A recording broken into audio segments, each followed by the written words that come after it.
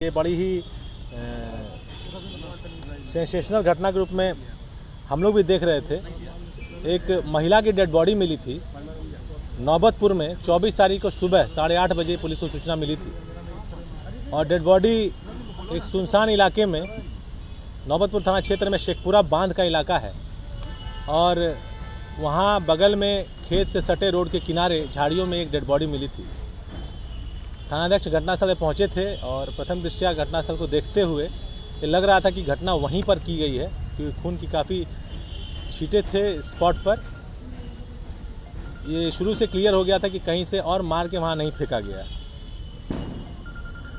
जो dead body थी उसके रूपरेखा को देखते हुए लग रहा था कि अच्छे घर की संभ्रांत पढ़ी लिखी महिला लग रही हैं और शहरी जुड़ाव होने का इंडिकेशन उनके पहनावे से लग रहा था।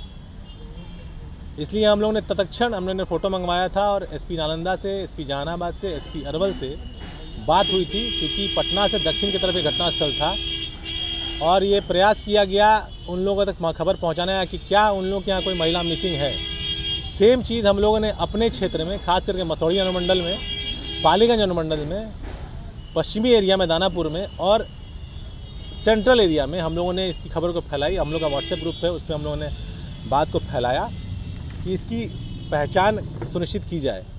उसी दौरान एसके पुरी थाने में एक मिसिंग का एंट्री रिपोर्ट होने के लिए आया था और विद इन आवर्स ये पता चल गया था कि ये महिला जो डेड बॉडी मिली थी वो पटना ज़िला की ही रहने वाली और एसके पुरी थाना क्षेत्र में जिनका निवास है और बिजनेस भी है वहीं की हैं।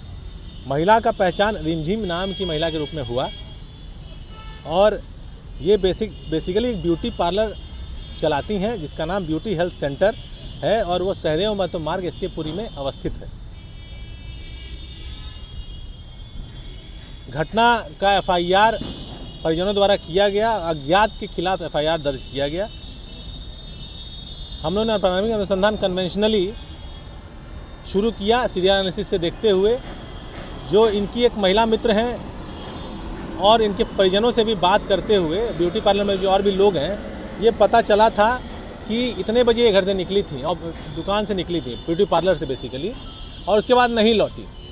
तो फिर हम लोगों ने अपना जो टीम है, टेक्निकल टीम और 100 डायल की टीम, उसके मार्फत से हम लोगों ने अनुसंधान शुरू किया। तो ये दिखाई दिया कि ये 2:22 पे अपने ब्यूटी पार्लर से निकली हैं, एक शख्स के साथ निकलती हैं और उसमें दिखाई ये देता है कि एक गाड़ी है ग्रे कलर की स्विफ्ट गाड़ी, उसमें ये दोनों बैठ कर जाते हैं और गाड़ी को हम लोग ट्रेस करते हैं जब, तो गाड़ी हड़ताली मोड़ होते हुए, आईपीएस मेस मोड़ होते हुए, पटेल भवन होते हुए, राजा बाजार फ्लाईओवर, रूपसपुर फ्लाईओवर, नहर रोड होते हुए, कगौल लक के बाद एम्स गोलंबर के होते हुए नौबतपुर जो घटनास्थल की तरफ जाती है।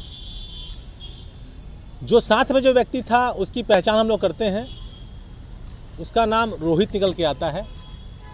रोहित के ऊपर थोड़ा सा अनुसंधान करते हैं तो पता चल जाता है कि रोहित का मोबाइल 2 बजे से ही उस दिन बंद है और शाम में 7 बजे तक बंद हुआ है, जो कि ऐसी उसने गतिविधि पहले कभी नहीं की। इन लोग को हटा दो, पहले कभी नहीं की। तो हम लोग उस पर शक जाता है। जैसा कि 24 तारीख को डेड बॉडी मिली और 24 तारीख को डेड बॉडी पटना भी आई, लेकिन रोहित 24 तारीख को पटना में डेड बॉडी देखने तक नहीं आता है। हम लोग इसी बॉडी लैंग्वेज में भापते हैं, तो उस पर हम लोग पूरा शक जाता है। उसका लोकेशन मुजफ्फरपुर में मिलता है, लेकिन वो भाग ना जाए इसलिए उसके ऊपर हम लोग रेड नहीं करते हैं, इंतज़ार करते हैं कि उसकी गतिविधि क्या है। अगले दिन वो आता है और फिर उसको हम लोग अपने राडार में लेते हैं, उसके पीछे अनुसंधान शुरू करते हैं। फिर परत दर परत खुलता चला जाता है और बहुत ही आश्चर्यजनक और बहुत ही अचंभित कर देने वाली बातें निकल के आती हैं और रोहित पूरे अपराध का सूत्रधार निकल के आता है और पूरी कहानी वो बताता है। रोहित बेसिकली एक बीएससी ग्रेजुएट है और पढ़ा लिखा आदमी। एएन कॉलेज से इसने 2005 में बीएससी केमिस्ट्री में ग्रेजुएशन किया है और एक कॉर्ड लाइफ नाम के एक स्टेम सेल आप लोग समझते होंगे, एक जेनेटिक्स से रिलेटेड टर्म है और उसका एक इंस्टीट्यूट है, सेंटर, इसमें काम करता है एज अ मैनेजर। 50,000 रुपये महीने इसकी तनख्वाह है। अच्छे परिवार से बिलोंग करता है, इसका अपना घर है पटेल नगर में, पढ़ा लिखा व्यक्ति है, कोई आपराधिक इतिहास नहीं है। ये अब इसकी साइकोलॉजी कैसी है, इसके साथ अपनी परिस्थितियाँ कैसी रही हैं, जो बातें निकल के आई वो ऐसी आई कि इसकी एक महिला मित्र है पूनम, जो अगेन इसी के कॉर्ड लाइफ स्टेम सेल वाले सेंटर में काम करती हैं और उनसे इनकी अच्छी दोस्ती है। इसके लाइफ में कुछ ऐसी चीज़ें हुई थी जिसकी वजह से ये स्ट्रेस में, डिप्रेशन में विचलित तरीके से रहने लगता है और ये सब चीज़ें पूनम को पता चलती हैं। तो पूनम के संबंध में या उनके कांटेक्ट में रिमझिम होती हैं, उनके अपने जो फ्रेंड सर्कल होता है, और रिमझिम किसी तरीके से पूनम ऐसा बताती हैं कि वो पूजा पाठ, तंत्र मंत्र और कुछ, हालांकि उसको टर्न नहीं देना चाहिए, लेकिन कुछ उस तरह की कार्रवाई करती है जिससे कि ऐसे लोगों को रिलीफ मिलता है। तो उनका कहना है कि आप उससे मिलिए, आपको फ़ायदा होगा। तो ये संपर्क पिछले लॉकडाउन 2020 के पहले के लॉकडाउन, जिनको धुंधली धुंधली बातें याद हैं, इनको लगता है, इन्हें बताते लगभग 2 साल हो गया हमको उनसे मुलाकात हुए, तब ये संपर्क में आते हैं मिस्टर रोहित। और उस संपर्क के बाद इनके कई तरह के ट्रांजैक्शंस उनसे होते हैं। ये बताते हैं कि पिछले वर्ष पहला पूजा उनके द्वारा करवाया गया, जिसमें कि चांदी का 2 कड़ा इन्होंने लिया और पहनने के लिए उन्होंने कहा रिमझिम ने कि ऐसा करने से तुम्हारा विचलित होना दूर होगा। विचलित होने का कारण इनका ये है कि ये बताते हैं कि एक पढ़े लिखे थे, अच्छा कमाते थे, लेकिन कर्ज इनके ऊपर बहुत हो गया। इनकी 2 बहनें थी, एक की शादी 2014 में किया इन्होंने, एक की शादी 2018 में किया, और बहुत लोन था, 40-50 हज़ार रुपया इन कमाते थे, EMI ही 40 हज़ार रुपये कट जाता था। स्ट्रेस के अलग अलग कारण हो सकते हैं, अब जो स्ट्रेस में व्यक्ति है वही उसको समझ सकता है। तो जब मुलाकात पूनम के द्वारा कराई गई, तो जब ये संपर्क में आए, तो ये पहला जो उनके साथ ट्रांजेक्शन हुआ, जिससे इनको फ़ायदा, रिलीफ महसूस हुआ, इनका विश्वास बढ़ता है। और उसके बाद ये पैसों की बात करते हैं कि हमारा पैसा बचता ही नहीं है, हम कुछ व्यवसाय करना चाहते हैं। तो दूसरी बात वो 4 से 5 महीने बाद बताती हैं कि तुम 4 शर्ट खरीदो फलाने फलाने फलाने कलर का, और अपने तुम काम में अगर ये कलर का शर्ट पहनोगे तो तुमको सफलता प्राप्त होगी। तो ये एक मीटिंग करने जाते हैं, एक मिनी प्लेक्स का ये उनको ऑफ़र मिलता है और वो मीटिंग सक्सेसफुल होती है। इनका विश्वास और बढ़ता है। ये कहीं ना कहीं से इनके माइंड पे उनके कार्य का असर, प्रभाव करता चला जाता है। उसके बाद पिछले दुर्गा पूजा में वो इनके और जो प्रॉब्लम्स हैं कि और सुधार हो, पैसे की आवक बढ़े, लाइफ सेटल हो, बलि भी चढ़वाती हैं। उनका कहना था कि वो कभी कभी शमशान भी जाती हैं, और हालांकि ये उनके साथ कभी नहीं गया है, अब चूंकि वो है नहीं तो ये बात को वेरीफाई करना मुश्किल है। तो ये बलि भी चढ़वाया 15,000 का, लेकिन जो 1 साल का ट्रांजेक्शन रहा आज के जनवरी तक में, इस साल के जनवरी तक में, इसको शुरुआत में जो विश्वास था, इसका विश्वास टूटता गया कि बहुत ज़्यादा फ़ायदा इसको नज़र नहीं आया। लेकिन इनसे जो हम लोगों ने बात की है, काफ़ी देर तक इनके साथ इंटरोगेशन बंद कमरे में उन्होंने किया है, इनके माइंड को समझने का प्रयास किया है, तो ये बेसिकली थोड़े से मेंटली डिफरेंट टाइप के व्यक्ति हैं मिस्टर रोहित।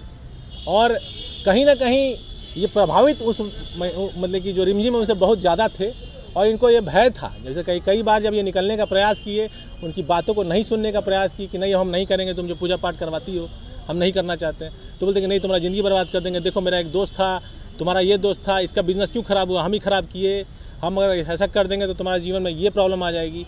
तो इनको फेथ भी था कि उनके पास पावर्स है, वो जो चाहेंगी वो कर देंगी, लेकिन जिनको जब फ़ायदा नहीं हो रहा था तो ये उससे निकलना भी चाहते, ये द्वंद्व में थे। तो फिर इनको लगा कि छुटकारा पाने का एक ही तरीका है कि इनसे परमानेंटली छुटकारा पाया गया। तो इनका एक दोस्त है जो कि पिछले 8 वर्ष, बहुत सालों से, 2008 से इनसे संपर्क में है। जब ये दोनों लोग डॉक्टर रेड्डी के लैब में एक साथ मिले थे 2008 में, उस दोस्त का नाम है कमल।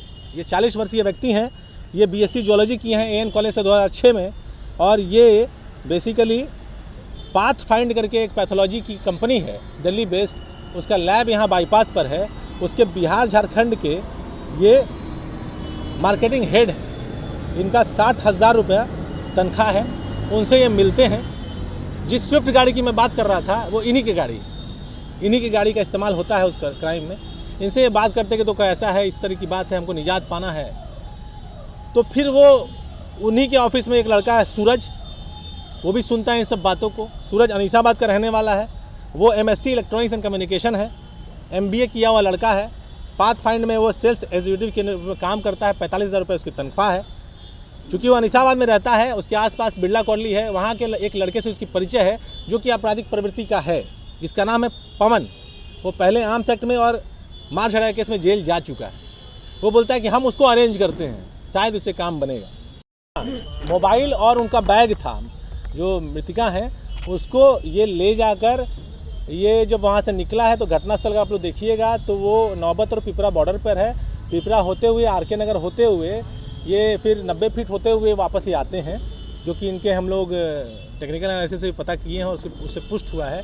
रास्ते में एक नहर में ये फेंक देते हैं, मोबाइल भी और पर्स भी, और वहाँ हम लोग ने खोजने का प्रयास किया है तो मोबाइल हम लोग रिकवर नहीं कर पाए हैं। लेकिन जो चूँकि आईफोन था तो उसका जो गूगल लोकेशन होता है, वो मोबाइल फेंकने के पहले इन्होंने एक्स्ट्रा प्रिकॉशन लिया था, सिम निकाल के फेंकेंगे, तो सिम निकालने के लिए ऑन किया था मोबाइल को, और उसमें वो हम लोग गूगल लोकेशन पे आया है, वो दिशा उस मोबाइल का भी पकड़ाया है, लेकिन मोबाइल नहीं हम लोग रिकवर कर पाए हैं और वो पर्स भी रिकवर नहीं हो पाया।